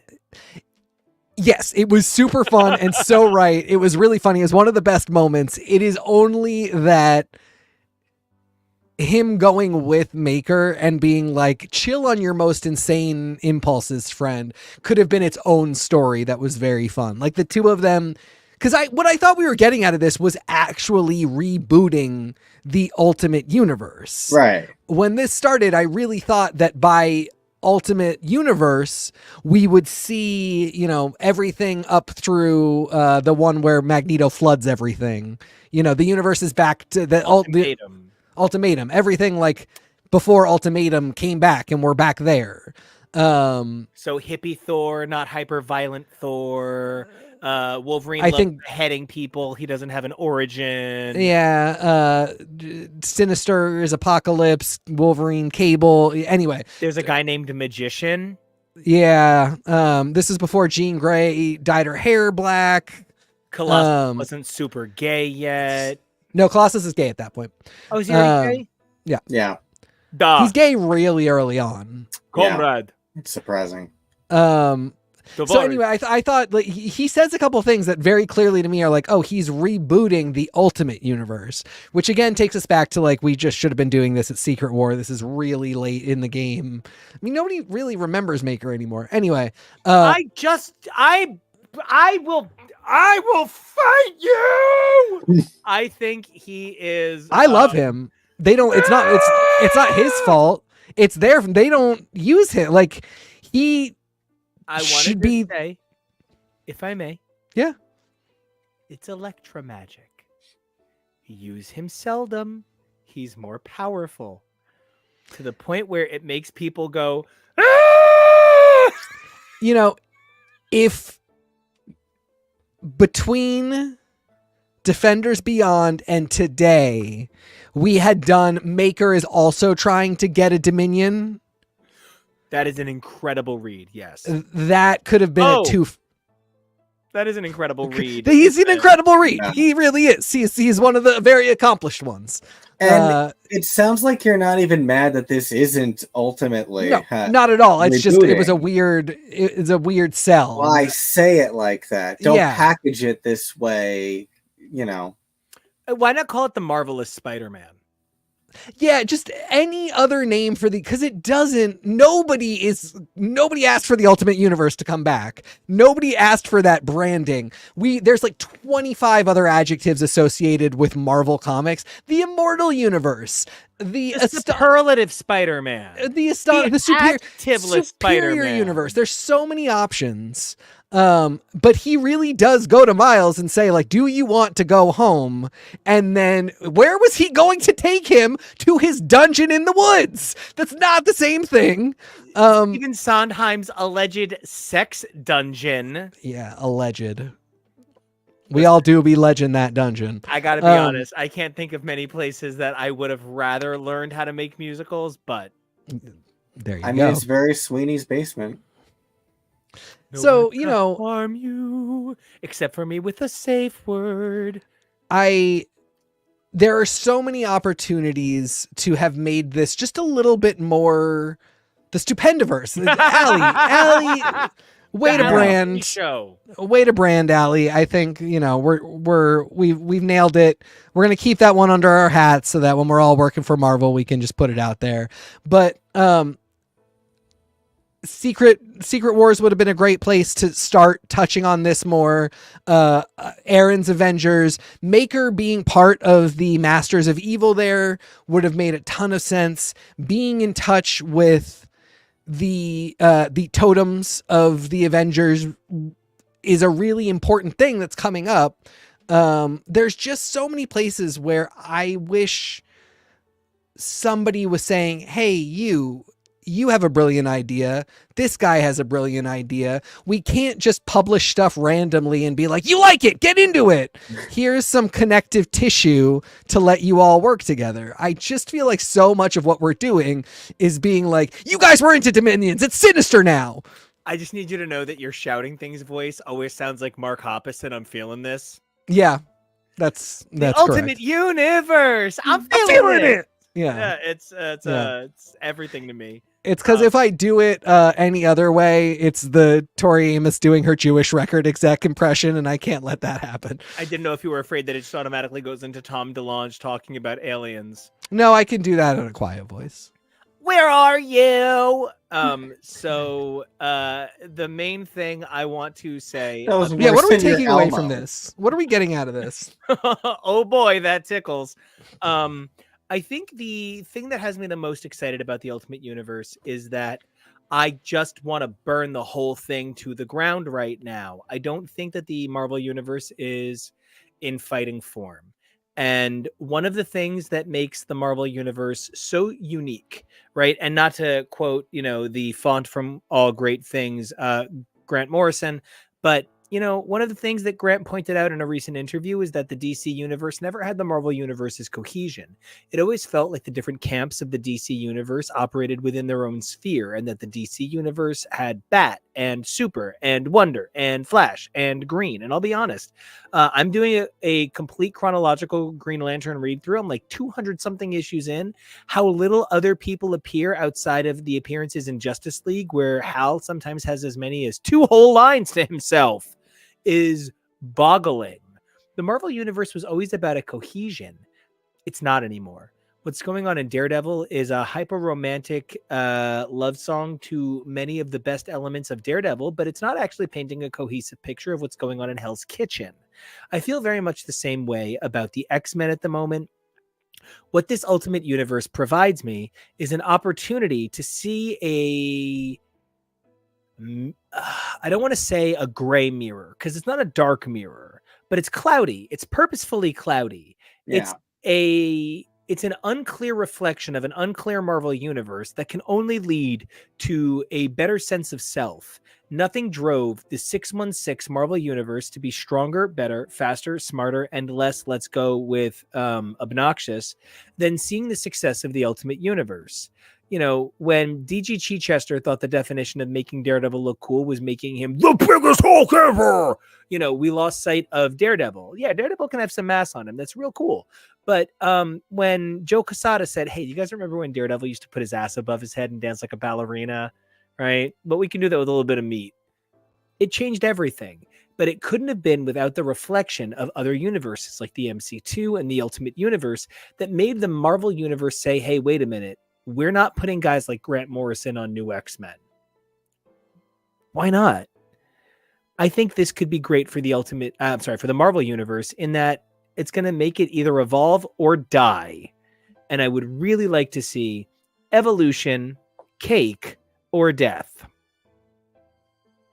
That's a tall order, man. I would love if you were right.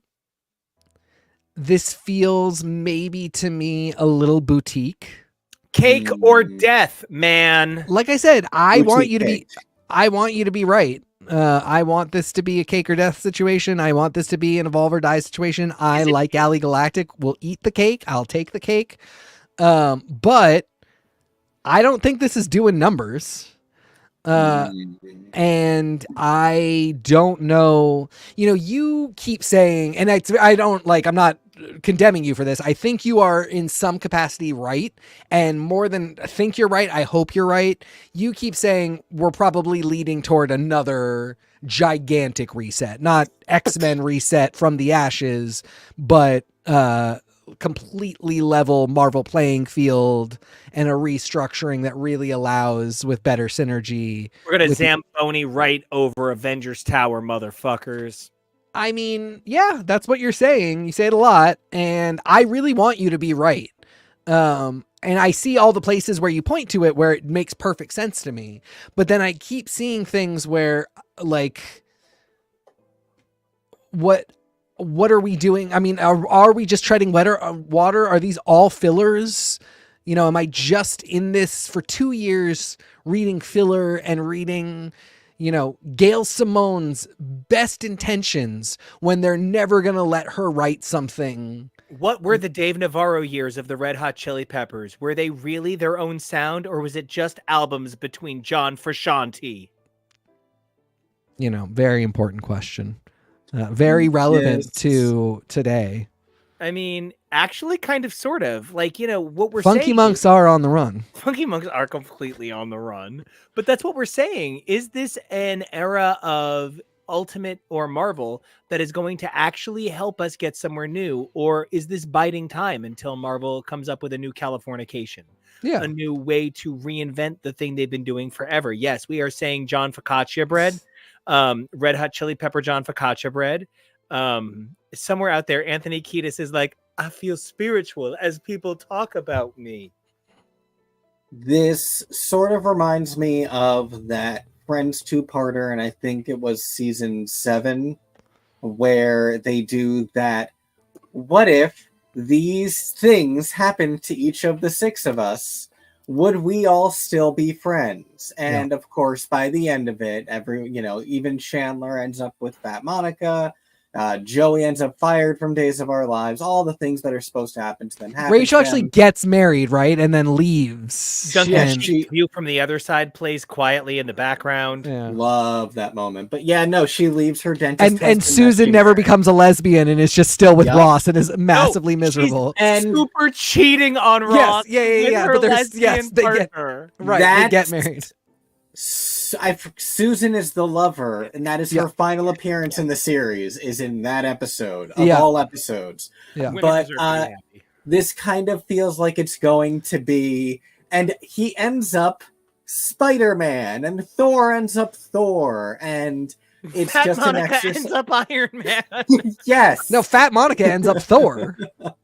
When you guys pointed out, the only thing that I think might stick from this, and I think things from this might stick, but as soon as you guys said this teenage Tony Stark is Iron Lad, knowing that they are looking for ways to incorporate that synergistically into the MCU for the future, perhaps. Yeah. You know, the ways in which the description of this whole story reminded me, Yeah. and what Strange Supreme was doing compares to what Maker is doing.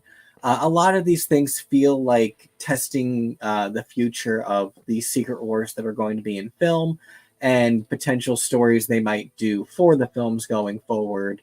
Who knows? It might also all be nothing.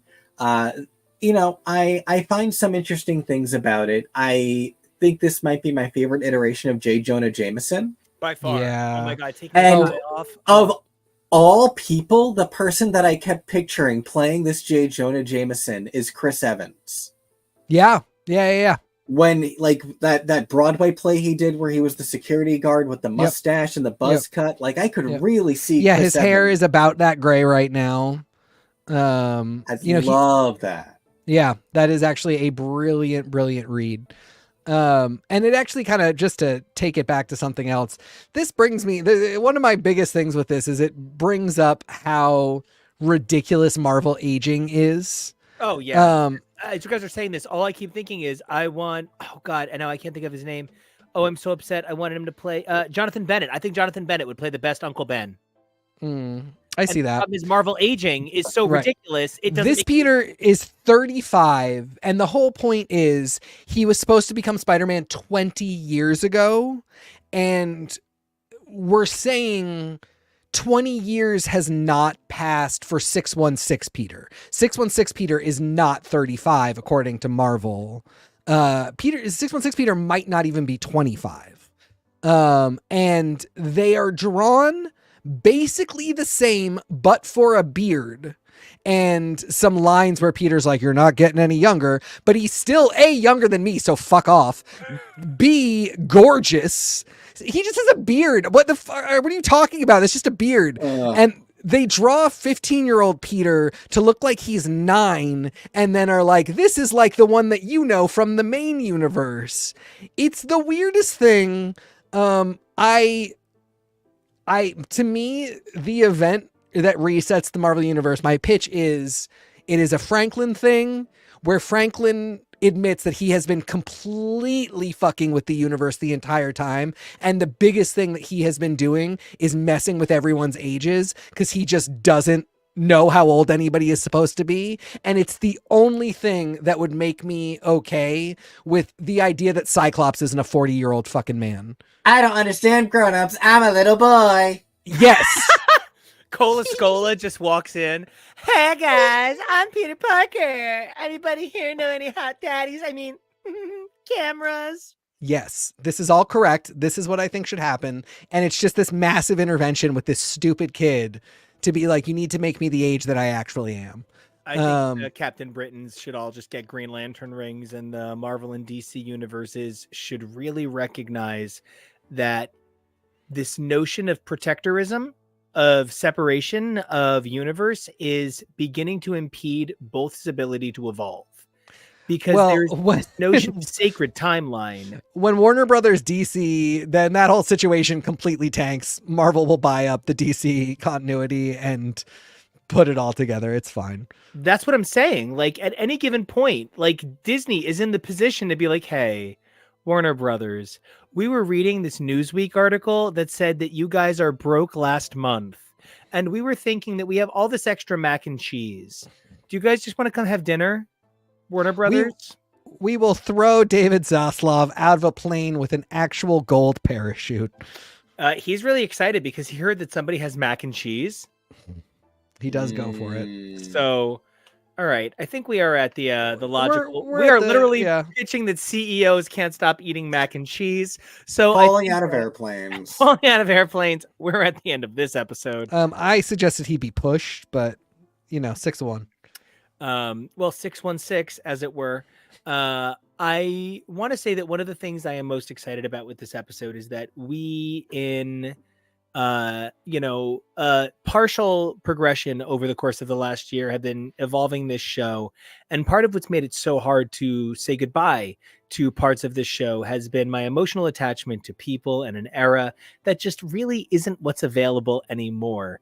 seeing the ways in which this has changed and hearing from such incredibly wise people like TK and Allie that it is not the same thing anymore helps with my grief. You know, you don't come to realize how a universe is a place you hide. It's a place you go. And if you want to know what kind of person I am, since I am 9 years old, I go to sleep every night watching the Golden Girls. It's the thing that makes me sleep. I go to universes for comfort. And I've had to kind of grieve Krakoa. And I had to grieve it while it was alive, like it was slowly dying. And now I have to look at it in its less than prime, and I need to tell it it's still beautiful. And that's fine. Because I'm no longer spending my money to tell it it's beautiful. I am using this method to tell it it's beautiful. Of course, I'm going to pick up these final minis, but I'm not buying the lines anymore. That's not my job. And I am really ready to grieve, release, and accept the new normal. Whatever, please, dear God, if you have a brain, Gail Simone Jubilee form it may take. Yeah, you really said it. This has been a period of grieving and working through stuff. Like I said earlier, for me, Krakoa really was about what if queer people could experience total liberation and safety and love, and also everything bad that comes along with that. If we had a queer nation, we would elect stupid leaders. The Quiet Council are a bunch of garbage people. They were terrible leaders. And I'm Andy Cohen, and I'm the secretary of bottoming. 100% the Celine of the queer Krakoan nation. Just an absolute garbage person who should be killed. I'm kidding. Andy Cohen, you're just beautiful. And I just want to point out that Neil Patrick Harris thinks he is the Laura Rosalind. But he is, in fact, the Mr. Sinister. I thought he was the Salt High. There's that, too. So, you know, for me, it really was about that. It was imagining what the world could be like if I was surrounded by the people that I consider my family on site, that I consider the people that I want to protect in this world, that I would like to be protected along with from a world that hates and fears me. And Krakoa really gave me so much light in my life, starting with House of X #1, imagining that world, and then meeting other people that were imagining that world and talking about it, and, you know, going through the trials and tribulations. As I said, I was on this show when Inferno was released, and it made me cry, not because it was bad and not because Hickman was leaving, but because he wrote something so profound about identity and self-hatred, and that's part of the journey as well. I wish after that it had gone to a different place, but I thought that was a really important part of it. And this last year of trying to figure out how we keep coming back to comics when that really big driving force just changed in a way where it couldn't drive us the way that it was before. Doesn't mean it's not still a great driving force. It just doesn't mean that we couldn't do what we were doing before in the same way. And also that I couldn't think about comics in the same way. And I really had to kind of adapt, evolve, change, and figure new things out. And I'm still doing that. And it is a grieving process. It's a difficult process, but it's one that's been really fantastic to do with family and with, you know, incredible listeners and with a community that I think is feeling a lot of the same things. And we're not stopping. You know, we're still every week we figure out what we want to talk about with comics, and there's still so much great stuff here. We're just doing it differently now. You know, part of what's been hard for me is like, I don't want to reveal too much about myself and then you'll all know everything about me, but I might have mentioned I like video games. And one of my favorite video games is I play Marvel Contest of Champions. I think I spend 2 waking hours playing instruments a day, and I think I spend an hour and a half playing Marvel Contest of Champions a day. It's every 2 spare minutes I have. I just reach for my phone and I pull it out of my pocket. And I've been thinking about what I'm going to do when they shutter support. I need to get a second game in my repertoire because one day they might not be celebrating a successful 9th anniversary where they are rolling out more content than ever. But they might say, hey guys, year 13's not looking so good. So Kablam is shutting down the game.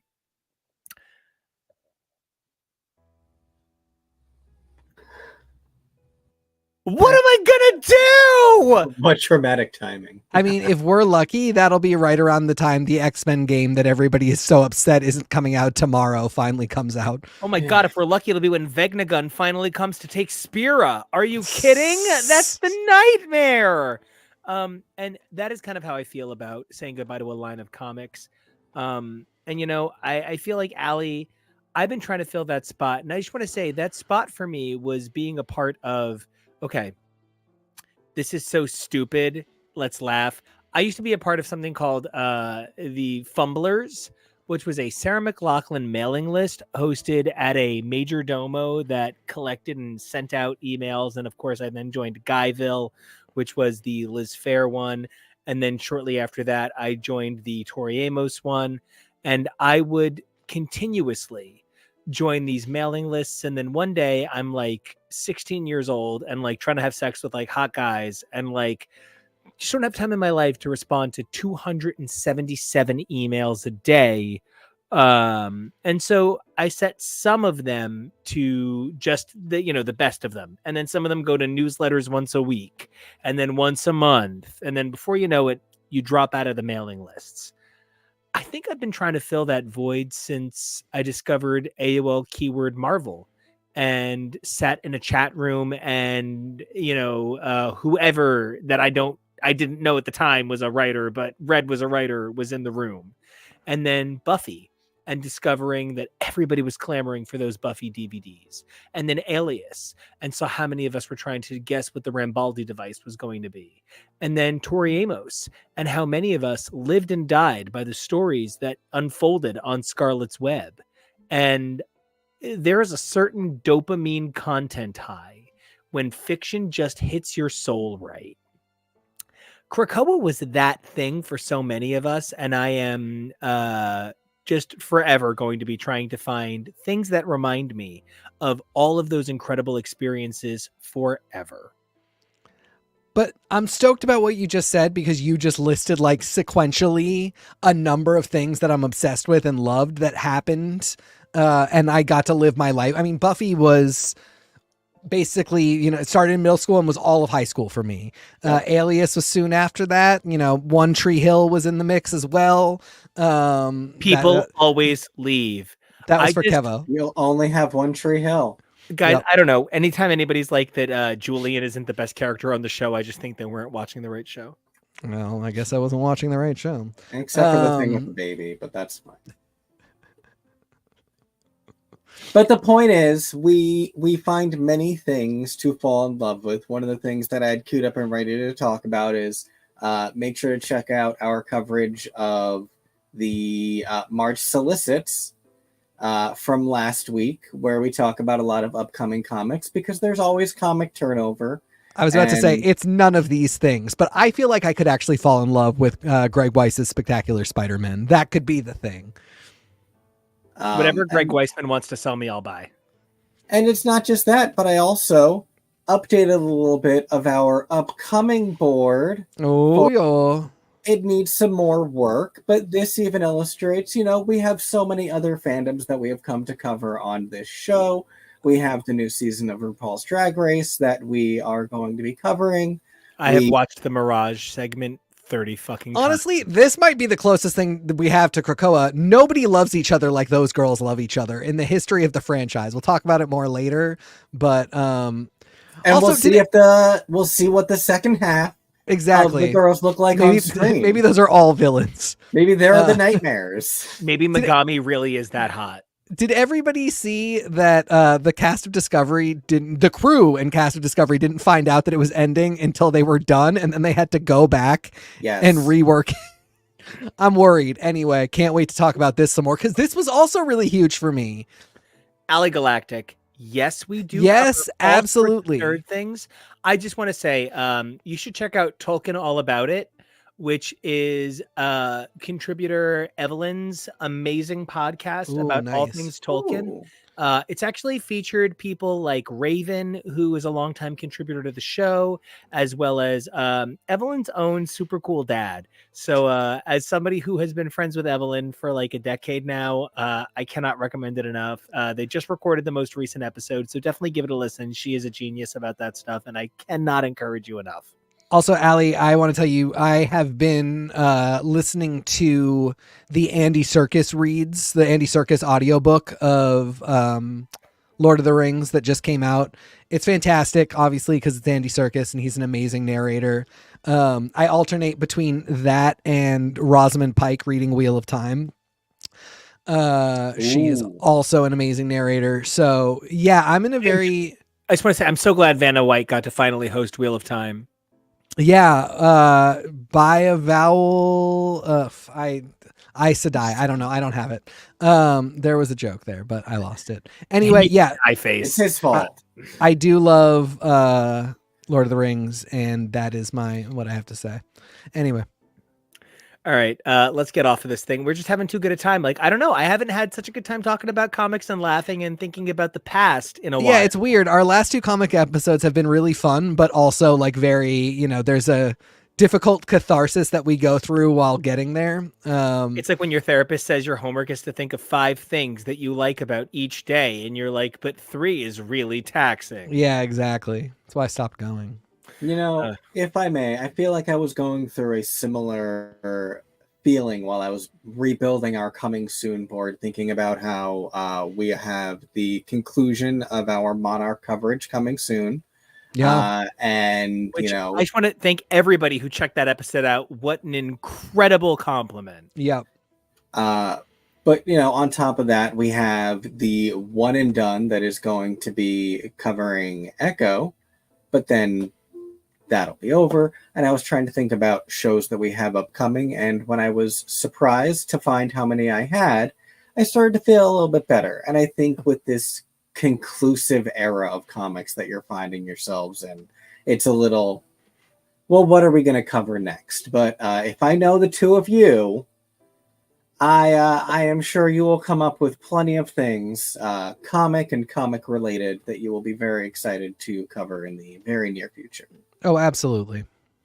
Part of it is that, like, I don't know, I kind of want to get back to creating comics myself. And it's fucking hard, when you create comics and you read comics and you write comics, and it becomes a religion, like that you sit down and you do your lettering. It becomes a religion that you sit down and you flat your colors. And like, it becomes such an existential part of who you are that you never let go of creating comics. We have a comic called Kid Riot. It features a young Latino speedster, his very cool black daddy type superhero, and his amazing trans leader icon in the incredible Riot Diva. We've made so many pages of this, and it's an all queer creative team, and we're so proud of it. Oh yeah, as a unbelievably cool and awesome contributor to the series, Kyle Gorman says, Kid Riot, yeah, Kid Riot, big fans of our own work. One of the things that's hard is when you spend all of your time thinking about other people's work, it can become hard to talk about your own work. And, when we talk about that, Krakoa represented a queer oasis in a desert of heterosexual comics. Kid Riot was always meant to represent that, but it doesn't have the corporate responsibilities of backtracking and making sure that it hits fiduciary requirements. So Kid Riot, as soon as it comes back, I'm looking at you, Taryn. We are going to have some amazing stories about the kind of queer heroes you want to see. But that said, I could not be a bigger fan of our creative team. So that little jab at Taryn is just it's love. It's always meant lovingly and never with exhaustion. But he gets me. It's cool. Oh my God, he's in the room! You're my little brother. I'm allowed to say whatever I want. Oh my God, he's so cool. He's in the room. I'm dead. Oh my God, I'm dead. Oh my God, that's so cool. Yes, right. The podcast is called Talking All About It. Get me out of here. Tori's in the room too. Everyone who makes Kid Riot is here. Get me out. Okay, Kevo, where can everybody find the show? Oh my god. Oh, we love you. And look at how lovingly I made this board of our art. Love it. You can find this stuff on the socials at Kid Riot Comics, online at Kid Riot Comics.